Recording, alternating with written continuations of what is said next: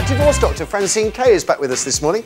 Morning, Francine. Good morning, Matthew. So, I think we've established what the divorce doctor does by now, but a little reminder for those at home. Little reminder. Well, here I am and giving some advice and help for people who are thinking that they may have the symptoms of a rocky marriage. Not necessarily going to get divorced, not necessarily going to get... Not sure whether to stick with it or walk away. Absolutely, just not sure whether to stick with it, walk away, 1 foot in, 1 foot out. Should they have a trial separation? Are there things going wrong, like communication has come to a standstill? So they can run their thoughts and fears past you. Absolutely. And you professionally make judgments and sort of help people make the right choice. And help them. Don't struggle, just pick up the phone and call. So, and it will be, it's just as likely you could say stick with it as walk away. Absolutely, absolutely. This does not mean that this is the end. There's so many things that you can do to put your marriage right again, put your relationship back on track again. I find the calls absolutely fascinating because it's obviously the biggest issues in our lives, isn't it? Is whether or not we stick with somebody or not. Relationship is the biggest issue in our life, isn't it? What else is there, really? Very, very true. So, if you want to word with Francine this morning, maybe you're married or living together, remember you don't have to use your real name, but you do need to get in touch quickly because, as you can imagine, Francine gets lots of calls. Welcome back to The Right Stuff, where I'm joined once again by our friendly neighbourhood divorce doctor, Francine Kaye, a woman who earns her crust helping people like you and me decide whether or not our relationship or marriage is worth saving. So what kind of calls, anything you're particularly after today, Francine? Well, I think we've been talking a little bit about trial separation, whether that works, whether it's a practice for the real thing or you're going to do something else during it. If you're not communicating properly, that's always a sign that something's got to be done. Perhaps also you're staying together because of the children. Very tricky situation, but something that we should be talking about. Okay, there you go. If you want to work with Francine, maybe that rings bells with you. Maybe it's another problem you're struggling to come to terms with. Doesn't matter if you're married, living together, or just in a relationship. If you're not sure it's worth saving, not sure whether to stay or go, you need to give Francine a call. 0207 173 5555 is the number. You do need to dial it quickly, or there won't be enough time for her to help. Very quick one from me before we take calls. We've got lots already. Melinda Messenger, you know, is a big Wright stuff favourite, big name all round. Trial separation from husband Wayne. Everybody thought they were the kind of perfect couple, which probably doesn't help when living under that kind of pressure.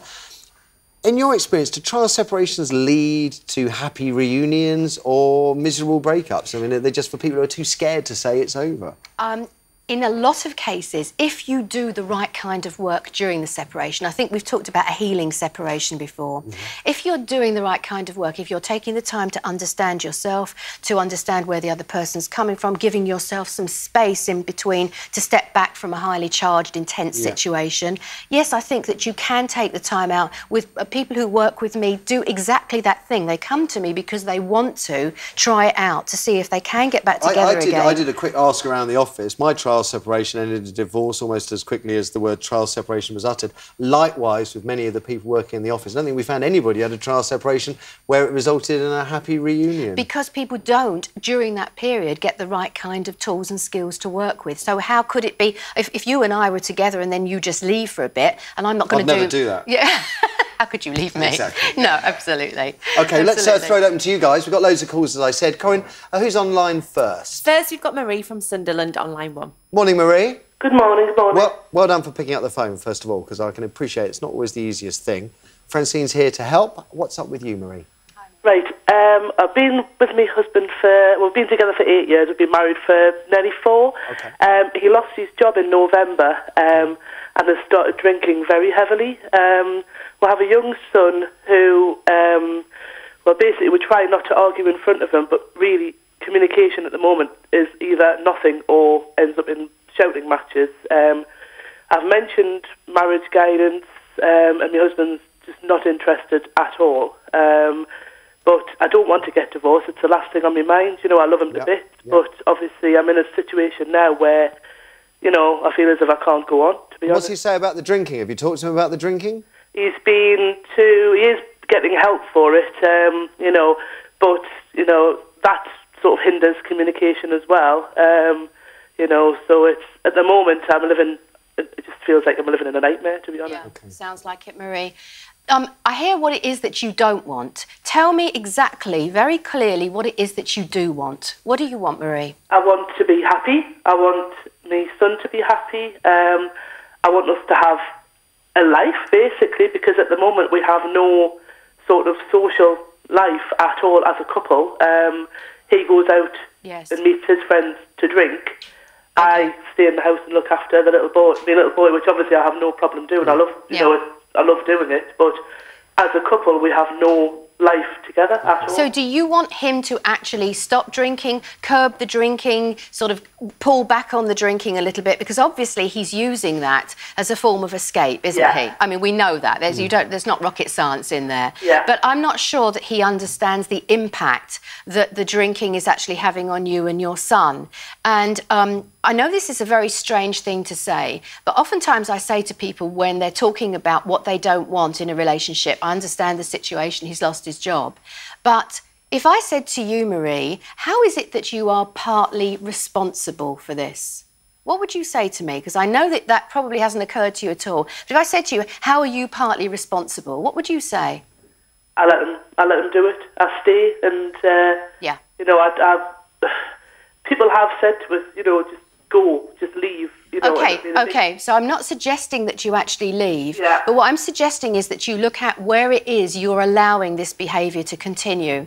And I want you to be very, very clear about this and articulate to him, express to him what it is that you don't want and what it is that you do want. And ask him, what could you do to support him? You're not going to do anything for him, but you're going to support him. And when you step back and you take some personal responsibility and you say, how am I partly responsible for this? You put yourself into a much stronger position to be able to say to him, look, I know the situation is very difficult. I'm partly responsible because I am sitting back here and actually allowing you to do this. And here's how I want us to go forward. So just think about that, Marie. Take some time to think about that and then present him with that. If you throw in that you are partly responsible, you're not attacking him, you're not accusing him, you're actually taking your part in this family situation. And hopefully that will give you a way in to help him listen to you and understand the impact that he's been having on the whole family in this difficult situation. Oh, fascinating stuff. Hearing you work your way through, I could hear Marie thinking about things as I was thinking. What an unusual tack to take, Yes. because I was thinking, oh, he sounds like he's got problems. He's no good, and yet it completely changed my view. Marie, thank you very much for the call. We'll keep our fingers crossed for you and for your husband and for your little boy as well. Thank you. Go on. Next up, we've got Joe from Birmingham on line 2. Morning, Joe. Hello. Again, well done. Thank you for picking up the phone. What's your situation, Joe? Been with my partner for almost 10 years. Got a child, age 4, and we can't bear to be in each other's company at the minute. Yeah. And we argue over silly things, and we haven't spoken for nearly a fortnight. Okay. Joe, difficult one. Something else I'm going to suggest here. Do you know that every time somebody behaves in a certain way, every behaviour has got a very positive intention behind it? If you behave in a certain way, it's because you want to achieve something for yourself. Now, the way you sometimes do it is a little self-defeating, which is what's happening in this situation. So, Joe, there is something that you want here from your wife and perhaps that she wants from you, but again, it's not being expressed. But her behaviour is telling you that she does have a very positive intention. There is something that she wants. Now, what is it that you think that she wants? What could you imagine, not knowing, not being a mind reader, what do you think that she wants? Well, I don't know. I mean, I work over 50 hours a week. I commute to work as well. So on an average day at work, I'm doing 14 hours of the travelling. Yeah. And I'm coming home, and most of the time I'm getting my own dinner. She only works part-time. You know what I mean? I take my days off work, because I do 4 on 4 off. I take my baby to school and pick her up and whatever. I cook, clean. I mean, I don't go out that often. I don't drink. I don't smoke. Yeah, so you're working hard, you're coming home, you know, and there isn't anything going on for you. Here's what I want you to do, Joe. I want you to actually say to her, look, I know I'm working very hard. I know that I'm not around that much. I'm doing an awful lot.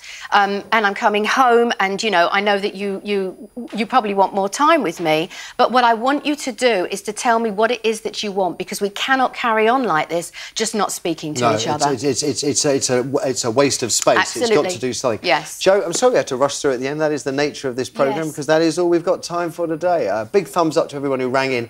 I'm very aware a lot of you didn't get through, didn't get help. You could try Francine's website, www.thedivorcedoctor.co.uk, or give Relate a call. Great people, 0300 100 1234.